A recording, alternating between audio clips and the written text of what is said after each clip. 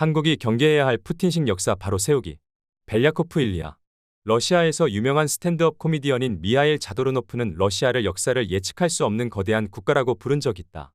물론 대중들의 웃음을 유발하기 위한 농담에 불과했지만 이 표현은 어느새 러시아를 규정하는 문구가 되어버렸다. 반은 농담이지만 반은 진실이기 때문이다. 러시아 근대 역사를 보면 정권이 바뀔 때마다 이념적인 이유 때문에 역사의 해석과 흐름 자체가 다르게 분석되는 것을 알 수 있다. 1917년에는 러시아 제국이 무너지고 공산주의 길을 걷겠다는 정권이 모든 것을 기반까지 싹 다 없애고 새로운 역사를 쓰자고 해서 그때까지의 러시아 역사를 전부 다 부정하고 올바른 역사관을 심어주기 위한 역사 교과서를 새로 만들어서 학교에서 의무적인 역사 수업을 강제했다.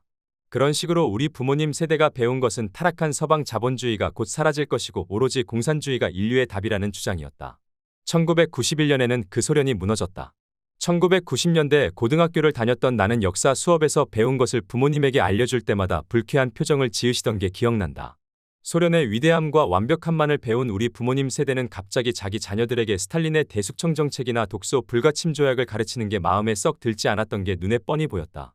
그때만 해도 학교에서 사용되는 역사 교과서가 다양했고 어느 교과서를 쓸지를 각각의 학교 교장이 알아서 결정할 권리가 있었던 시절이다. 러시아 교육부 통계자료에 따르면 2012년 기준으로 국내에는 40개의 출판사에서 나오는 65개의 역사교과서가 있었다고 한다.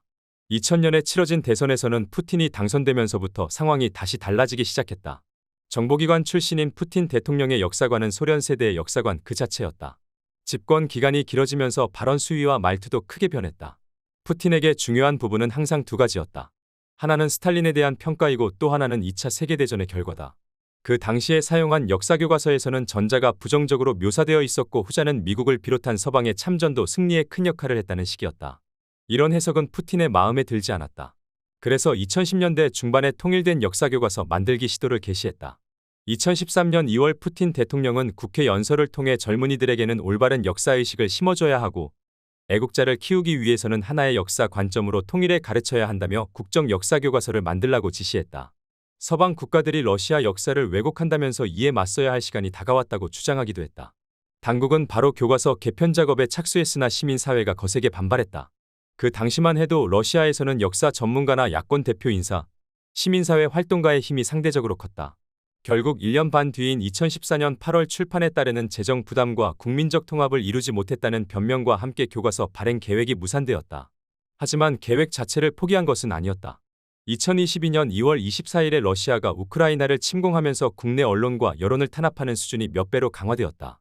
반정부 언론사들이 전면 폐지되었고 전쟁을 비판하는 사람들은 감옥행위나 강제이민 중 하나를 선택해야만 하게 되었다.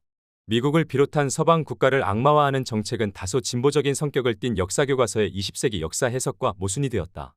우크라이나 전쟁을 정당화하고자 했던 정부는 2013년에 시작했다가 일시 보류했던 작업을 다시 꺼내들었다.